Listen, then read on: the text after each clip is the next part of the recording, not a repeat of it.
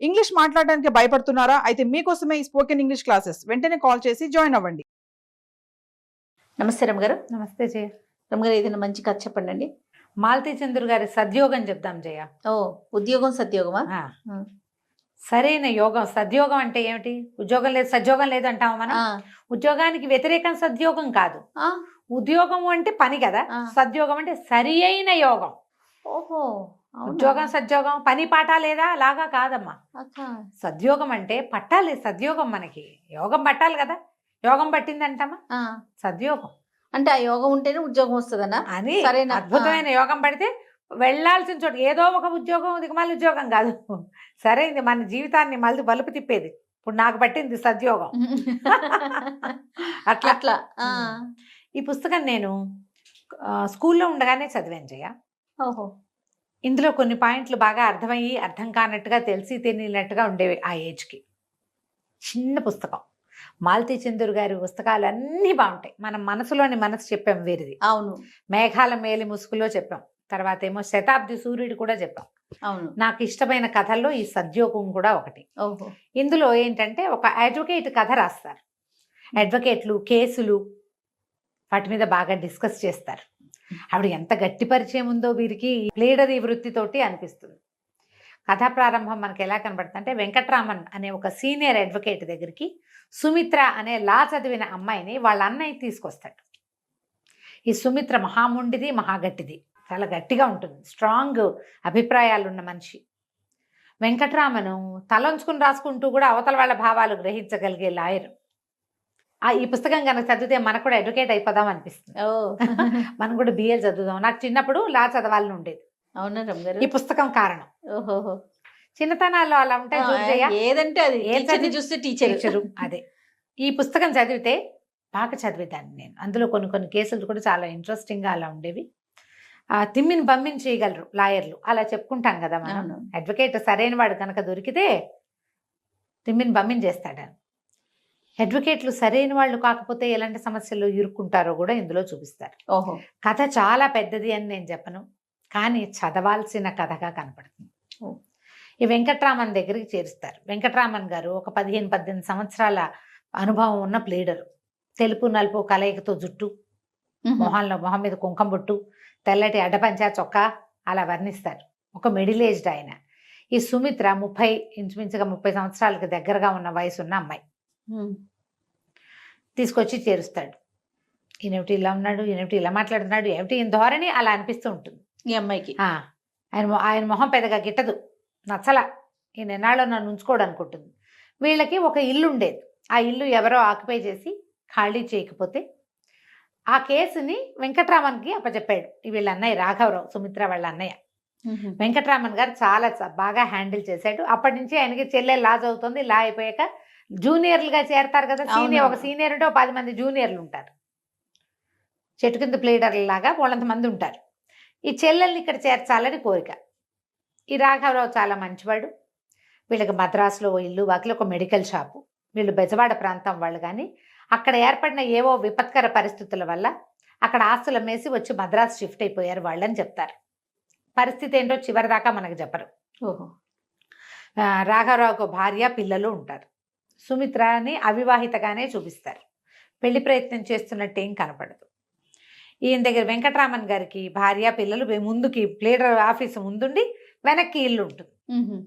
చక్కగా చెంపలు పచ్చగా వజ్రాల ఆభరణాలు ధగధగలాడుతున్న ఒక భార్యని క్యారెక్టర్ కూడా చూపిస్తారు. అలివేలు, ఆవిడ పేరు అలిమేలు అంటారు. ఆవిడ కడుపుతో కూడా ఉంటుంది కథా ప్రారంభంలో. 3-4 పిల్లలు ఉన్నారు, ఆవిడ మళ్ళీ కడుపుతోంది. ఆ కాలంలో 70లలో 5-6 పిల్లలు చాలా సహజంగా ఉండేవాళ్ళు. ఇది 70s 80sలో రాయబడిన కథ. 70s అనే అనిపిస్తుంది. నేను చదివే నాటికి నేను 80sలో చదివా. 70s చివరి భాగంలో అట్లా రాసి ఉంటారు. ఓకే.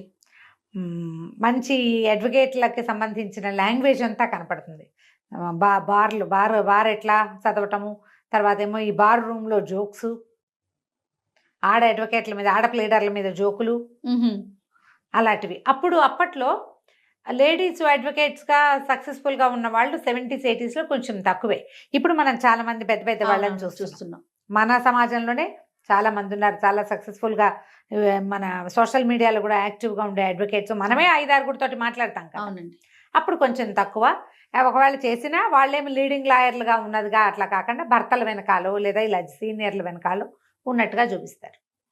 అయితే ఈ రకరకాల కేసులు చర్చిస్తారు. ఈ అమ్మాయిని మెల్లిగా ఆయన అలవాటు అవుతుంది, ఆయనకి జూనియర్గా ఉండటాన్ని నేర్చుకుంటుంది. ఆ అమ్మాయికి ఆయన మీద ఒక గట్టి అవగాహన వస్తుంది అనమాట. అప్పట్లో జయ కొన్ని సినిమాలు చూసేవాళ్ళం. లెక్చరరు స్టూడెంట్ని ప్రేమించి పెళ్లి చేసుకోవటం, డాక్టర్లు నర్సుని పెళ్లి చేసుకో తప్పంటల్లా నేను కనపడలేదు. నర్స్ తమ కింద వాళ్ళతోటి ఓ లెక్చరరు తన దగ్గర పాఠాలు చదువుకోవడానికి వచ్చిన పిల్లల్ని లైన్లో పెట్టటువంటి ఏంటో వెగటుగా ఉంటుంది జయ నాకు. అవును రమ్మ గారు, ఇప్పుడు వినటానికే బాగాలేదు నాకు. బాగుండలేదు చూడు కదా. అలాగే ఒక సీనియర్ లాయర్ జూనియర్ లాయర్ని పెళ్లి చేసుకోవటం కూడా తప్పని చెప్తాడు ఆయన.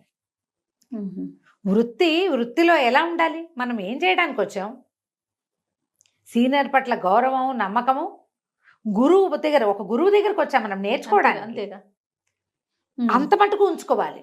దానికంటే ఎక్స్ట్రా అతివేశాలు వస్తే వాళ్ళకి చెడే వీళ్ళకి చెడే, వాళ్ళకి మంచిది కాదు వీళ్ళకి మంచిది కాదు.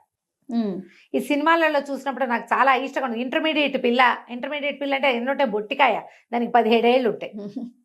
మాస్టర్ ఒక పీజీ చేసి లెక్చర్ వాడికి ఒక 25 ఏళ్ళైనా ఉండాలి, 28-29 సంవత్సరాలు ఉండాలి. ఈ 17 ఏళ్ల పిల్లకి 28-29 లేదా 30-35 ఏళ్ళ వాడితో ప్రేమే ఒకటి నా బొంద. అవును కదా, దిక్కుమాలిన కథలు. అవును అవును దిక్కుమాల కథలు నాకు అలాంటి ఎంత మంటో చెప్పలేను జయ. నేను నాకు చాలా ఇష్టం. వీళ్ళకి ఇంకేం దొరకదా అనిపిస్తుంది. అవునండి, అమ్మాయిలకి ఫ్యాసినేషన్ ఉంటుంది, అబ్బాయిలకు కూడా అంటే లేడీ టీచర్ల మీద ఒక రకమైన క్రష్ ఉంటుంది. అది ఏంటంటే అవతల వాళ్ళ మీద అపరిమితమైన ప్రీతి వల్ల జన్మించేది. అది ప్రీతి, దాని వాళ్ళ సక్సెస్ పట్ల వీళ్ళకి ఒక అడ్మిరేషన్, దాన్ని రెండో పక్కకి తిప్పుతారు. అవును, పిచ్చి కథలు అంటే వెరిముండా కథలు ఏమైనా ఉంటే వినకండి, చదవకండి, చేయకండి. సినిమాలు అంటే బ్యాన్ చేసి పారేయాలి ఆ సినిమాని. చాలా ఇష్టంగా ఉంటుంది నాకు. లెక్చరర్ కోసం మాస్టర్ నా వైపు చూసారు చూడలేదని పిల్లలు కొట్టుకోవటము విచిత్రంగా. ఇంకా లేడీ టీచర్ల మీదకి కూడా మగపిల్లలు అది కూడా ఉన్నాయి. అది వాడికి మదర్లీ క్రష్ ఉంటుంది, మదర్లీ క్రష్ ఉండాలి. అంతేగాని ఇలా ఉంటే ఎట్లా? అలాంటి సినిమాలు కూడా ఉన్నాయి. అలాంటి దౌర్భాగ్యాలు, దాన్ని ఎంత పేరెత్తడమే అసహ్యం నాకు. అందుకే నేను చెప్పట్లేదు. ఓ పెద్దవాళ్ళతోటి మాట్లాడతారు, చిన్నవాళ్ళు కుర్రాళ్ళు ఏమిటి వీళ్ళకి ఎందుకు ఓవర్ యాక్షన్ చేస్తారు? మీ అమ్మతోటో మేనత్తతోటో పింతలతోటో చేయగలరా? అదే కదా, వాళ్ళ వయసు ఉన్న వాళ్ళతోటి వీళ్ళు ఓవర్ యాక్షన్లు ఎందుకు చేయాలి? ఎందుకు? ఎక్కడో పుడుతుంది ఈ పిచ్చి. అవి ఎక్కడో చదువుతారు, ఎక్కడో వింటారు జయ. ఇప్పుడు ఇలాంటిది ఏదైనా జరిగితే దాన్ని పెద్దది చేయకూడదు. పెద్దది చేస్తే మిగిలిన వాళ్ళంతా దాన్ని ఫాలో అవుతామంటారు, ఈ చెత్తల్లోకి వెళ్తారు. మనకి ఒక వాకిట్లో చెత్త ఉంది, దాని వాకిలంతా పరుచుకుంటామా? ఏం చేస్తాం? దాన్ని ఎత్తి ఒక మూల పెడతాం, దాన్ని బయట పారేస్తాం, కంటికి కనపడకుండా చేస్తాం.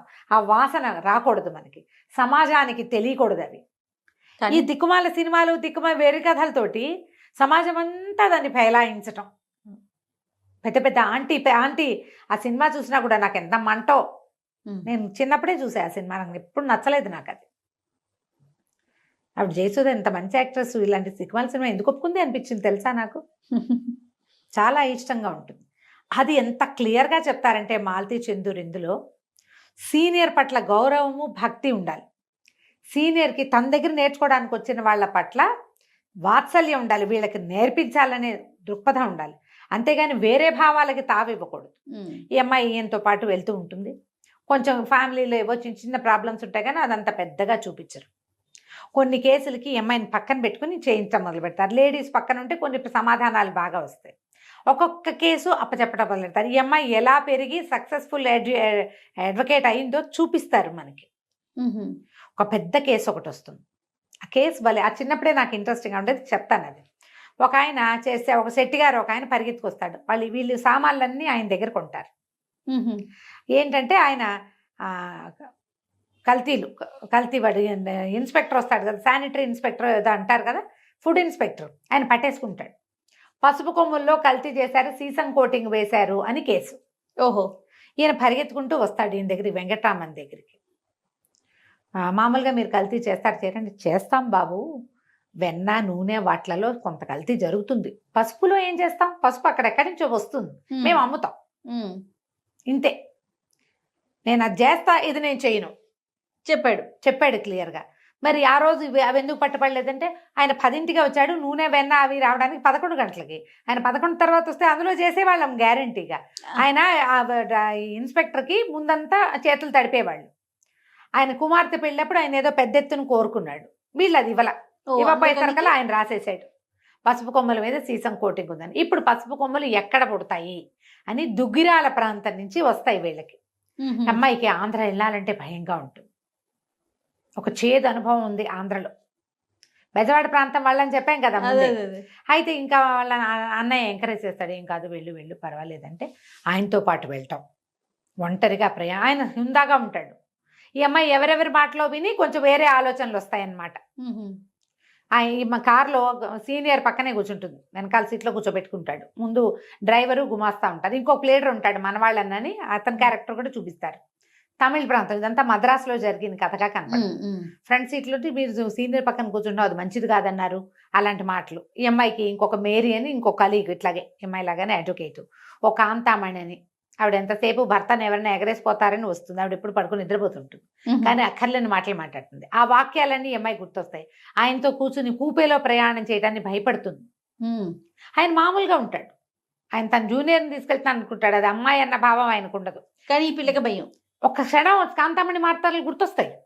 అమ్మో వాళ్ళు ఏమనుకుంటారు, అమ్మో ఏమంటారు, ఈయనతో కలిసి వెళ్ళంటే ఒకే కూపేలో ప్రయాణం చేసామంటే ఎలాంటి మాటలు పుడతాయి, ఈయన ఎలా ఉంటాడో. నీకు చెడు మాటలు చెడ్డ మాటలు ఎవరైనా మాట్లాడిన ఇప్పుడు నేను చెప్పే కదా, బయట నుంచి వచ్చేది ఎక్కువ ఉంటుంది జయ. అవునండి. ఇప్పుడు ఒక పెద్దది 30 ఏళ్ళ ఆవిడ 15 ఏళ్ళ కుర్రాడితో సరదాగా మాట్లాడింది అనుకో, పిల్లాడు ఆవిడ మామూలుగా మాట్లాడుకుంటారు, ఏముండదు.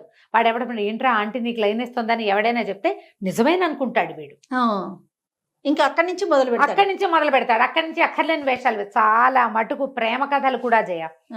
ఒక ఆడపిల్ల మగ పిల్లాడు కాసేపు మాట్లాడుకోం కానీ మీ ఇద్దరు జట్టు అని మిగిలిన వాళ్ళు వీళ్ళని నమ్మిస్తారు. వాళ్ళలో అంత తీవ్రమైన భావాలు ఏమి ఉండవు, అందరితో మాట్లాడినట్టే మాట్లాడతారు. మిగిలిన వాళ్ళు వీళ్ళు ఎక్కువ మాట్లాడుకుంటున్నారు అని గమనించారంటే వాళ్ళు ప్రోవోక్ చేస్తారు, వీళ్ళు ఫిక్స్ అవుతారు. మీరు గమనించండి, ఒక్కొక్కసారి మన ప్రేమ కథలు కూడా అలాంటివిగానే తేలుతాయి ఆలోచిస్తే. మనంతటా మనకి అంత తీవ్రమైన ప్రేమ అది ఏం పుట్టదు జయ, జరగదట్లా. ఎక్కడో ఒకళ్ళు ఉంటారు లైలా మజ్నూలు, మిగిలిన వాళ్ళంతా స్నేహాలు, ఫ్రెండ్షిప్లు, కబుర్లే.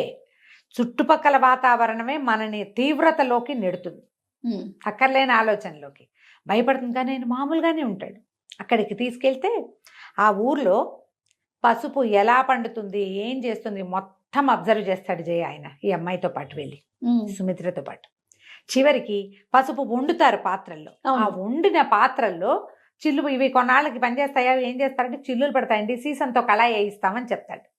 కళాయి వేయబడిన సీసం ఈ దుంపల మీద లేతగా ఒక పొరలాగా అంటుకుంటుంది. ఓహో, అక్కడ జరిగింది, కల్తీ కాదు అది, ఆ పనులలో జరిగేది. అది పట్టుకొస్తాడు, ఆ కేసు గెలుస్తాడు. సూపర్. ఇలాంటివి 2-3 కేసులు చెప్తారు. ఈ అమ్మాయి ఆయనతో పాటు వెళ్ళింది. చివరికి ఏమవుతుంది, ఒక కేసు వస్తుంది. రెండో కేసు ఏమో ఇంట్రెస్టింగ్గా ఉండేది. ఒక కుర్రాడు, అతనికి ఆస్తి రానివ్వకుండా బాబాయిలు అడ్డం పడతారు. ఈ కుర్రాడు తండ్రికి సక్రమ సంతానం కాదు, ఒక ప్రేయసికి పుట్టినవాడు. కానీ ఈ పిల్లవాడు పుట్టాక ఆవిడ పోయింది, ప్రేయసి పోతే ఏం చేశాడు ఆయన, దిక్కులేని పిల్లాడిని తెచ్చి మొదటి భార్యకే అప్పచెప్పాడు. ఆవిడకి పిల్లలు లేరు, ఆవిడ ఈ పిల్లాడిని పెంచుకుంది. ఆస్తి లెక్క ప్రకారం దీనికి రావాలి. అయితే ఆయన చనిపోయాక ఆయన తమ్ముళ్ళు కోర్టు కేసేస్తారు, వీడు అక్రమ సంతానం, వీడికి రాదు, మా వదిన గారికి మతిస్థిమితం లేదు, వీడు ఆవిడని పట్టేసుకున్నాడు, ఆస్తి మా అన్నయ్య ఆస్తి మాది అని వేస్తారు. దీనికి మాట్లాడడానికి మళ్ళీ వెంకటరామన్ గారు సుమిత్ర ఇద్దరు వెళ్తారు. వెళ్తే ఆ ముసలావిడితో మాట్లాడమంటారు. అమ్మ ఆవిడ చెప్తుంది, మా సీనియర్ చాలా మంచివారు, న్యాయం ఎక్కడుంటే ఆయన అక్కడ ఉంటారు, ఖచ్చితంగా గెలిపిస్తారు మీ కేసు అంటే. అప్పుడు ఆవిడ చాలా ఓపిక లేని ముసలావిడ, నా దగ్గరికి ఒక్క డాక్టర్ రాలా, నాకు మతిస్థిమితం లేకపోవటం లేదు, తల్లి చచ్చిపోయిన పిల్లవాడిని నేనే ఎత్తుకు పెంచుకున్నాను, వీడే నన్ను గట్టెక్కించాలి, నా నోట్లో తులసి తీర్థం వాడే పోయాలి, నా తలకొరి వాడే పెట్టాలి, నా ఆస్తి మొత్తం నా పిల్లాడికే దక్కాలి, నేను పెంచుకున్నాను వీడిని అని చెప్తాను తల్లి. ఇంకా ముసలావిడ అక్కడి నుంచి ఇతను ఏం చేస్తాడు, చుట్టుపక్కల ఊళ్ళో ఉన్న 3-4 పెద్దవాళ్ళని పిలుచుకొచ్చిన వాళ్ళలో ఒక ఆయన ఈ సుమిత్ర వాళ్ళ నాన్నకి ఫ్రెండ్. ఓకే, నాన్న ఫ్రెండ్. దాంతో వీళ్ళు ఏం చెప్తారు, ఈ పిల్లవాడు ఇతనేమో తల్లిని ఇంత బాగా చూసుకుంటున్నాడు, తనకి అన్యాయం చేయబోతున్నారు బాబాయిలు, అని వాళ్ళందరినీ ఆకట్టుకుని ఆ కేసు గెలుస్తాడు. ఓ మీరు ఈ కేసు గెలిచారంటే ఆయన చెప్తాడు, నువ్వు చెప్పావు మా సీనియర్ చాలా అద్భుతమైన వ్యక్తి, న్యాయం పక్కన నిలబడతాడని. ఎట్లాగైనా ఈ కేసు గెలవాలనుకున్నాను నేను. నీ నమ్మకాన్ని పొందటం కోసం చేశాను ఇది. సీనియర్ అండ్ జూనియర్ మధ్య ఈ రకమైనది ఉండాలి. అయితే ఇందులో ఇంకొక కేసు, ఒక్కొక్క ఫ్యామిలీని చూపిస్తారు. రామస్వామి, గోవిందస్వామిని తండ్రి కొడుకుల అడ్వకేట్లు. ఈ రామస్వామి గారికి 6 పిల్లలు. మంచి తాగుబోతువాడు. ఆయన మధురం అని ఒక 24-26 సంవత్సరాల అడ్వకేట్ని పెళ్లి చేసుకుంటాడు. జూనియర్ని ఆకట్టుకుని ఆ అమ్మాయి ఆయన వల్లబడి పెళ్లి చేసుకుంటుంది. ఏదో ఫరం పెట్టి డబ్బులన్నీ కొట్టేస్తారు. తండ్రి కొడుకు పారిపోతారు. ఈ మధురం దొరికేస్తుంది. అప్పటికి 3 నెలలో 4 నెలలో ప్రెగ్నెన్సీ. ఈయన అప్పుడు చెప్తాడనమాట, మధురం ఎందుకు పెళ్లి చేసుకోవాలి ఆయన్ని, ఏజ్ అంత డిఫరెన్స్ ఉంది, ఇంత డిఫరెన్స్ ఉంది, ఆయనకు 6 పిల్లలు ఉన్నారు, తాగుపోతువాడు, మనిషి కుదురులేని మనిషి, తనకంటే పెద్ద కొడుకుంటే ఏం ఫ్యాన్సీ. ఒక ఆడ మగ ఒక చోట పనిచేస్తున్నప్పుడు ఒక ఫ్యాన్సీ కలుగుతుంది. అది ప్రొఫెషనల్ ఫ్యాన్సీని ప్రొఫెషనల్గానే ఉంచుకోవాలి, దాన్ని నిజ జీవితంలోకి తేకూడదు. నాకు అంత చిన్నప్పుడు జయ హై స్కూల్లో ఉన్నప్పుడు ఈ వాక్యాలు నచ్చినాయి.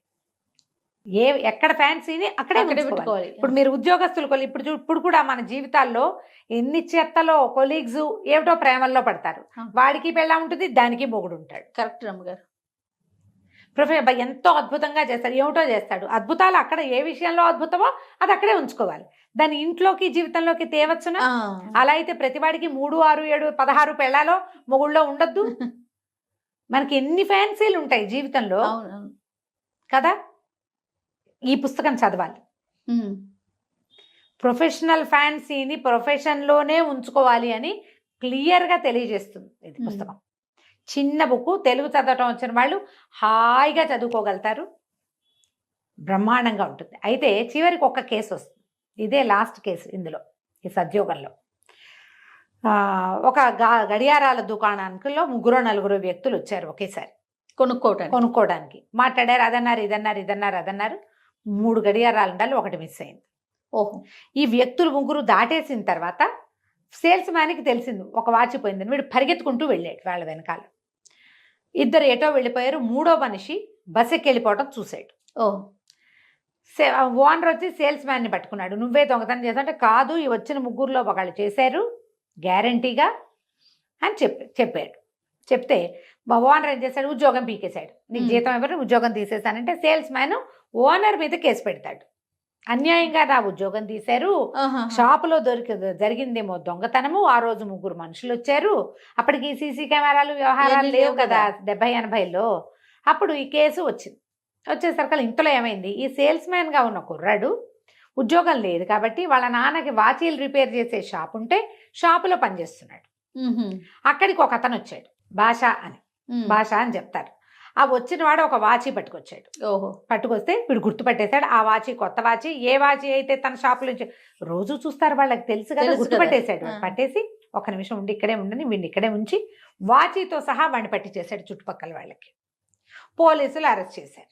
అరెస్ట్ చేశాక ఈ భాషకి ఒక 3-4 ఫ్రెండ్స్ ఉన్నారు. వాళ్ళు వచ్చి వెంకట్రామన్ని పట్టుకున్నారు. వాడు దొంగతనం చేయలేదండి, దొరికిన వాచి అది. వాడైతే షాపులోకి వెళ్ళాల, దొరికిన వాచి అది అమ్మడానికి వెళ్ళాడు, రిపేర్ చేసే షాప్లో చూపించడానికి వెళ్ళాడు, అంతే తప్ప దొరికిందా అని అమ్ముకోవడం తప్పే, అంతే తప్ప ఇంకేం లేదు అనేసరికల్లా సరే ఈ కేసు ఏదో ఇంట్లో ఆయన ఉండి ఇంపల్సివ్గా ఏవో కొన్ని కేసులు తీసుకుంటాడు. ఓడిపోయే కేసులు, చెత్త కేసులు ఎప్పుడు తీసుకోడు, అది చూపిస్తారు ప్రతి చోట. ఈ భాషని ప్రశ్నించి రమ్మని సుమిత్రని పంపిస్తాడు. ఆయన ఎక్కడికో వెళ్తాడు. వెళ్తే ఈ అమ్మాయి ఏం చేస్తుంది, ఆ సామాన్లు సర్దుకుని ఈ భాష దగ్గరికి వెళ్తుంది. ఆ పోలీస్ స్టేషన్లోకి వెళ్ళాలి, పోలీసు లాకప్ దగ్గరికి వెళ్ళాలి. లాయర్లు అంటే పాపం వాళ్ళు మన సినిమాల్లో చూసినట్టు కోర్టులలోనే కాదమ్మా, ఎన్ని చోట్లకి చెడతిరగాలో పాపం వాళ్ళు, ఎన్ని రకాల పనులు చేయాలో, చాలా చదవాలి, ప్రతి దాని మీద నోట్స్ రాయాలి, బోల్డ్ అంత పని ఉంటుంది. ఫ్యాన్సీ కాదు లాయర్ పని అంటే, ఎంత కష్టసాధ్యమైన పనో అది. అయితే ఈ పోలీస్ స్టేషన్కి వెళ్తుంది. వెళ్ళేసరికి ఆ పోలీస్ స్టేషన్లో ఒక మనిషి కూర్చుని ఉంటాడు, వీడే భాష అని చెప్తారు. చెప్పంగానే వాడిని చూస్తుంది, భయమేస్తుంది అమ్మాయికి. వాడు సడన్గా లేచినప్పుడు నువ్వా అంటాడు. అనగానే పరిగెత్తుకొచ్చేస్తుంది.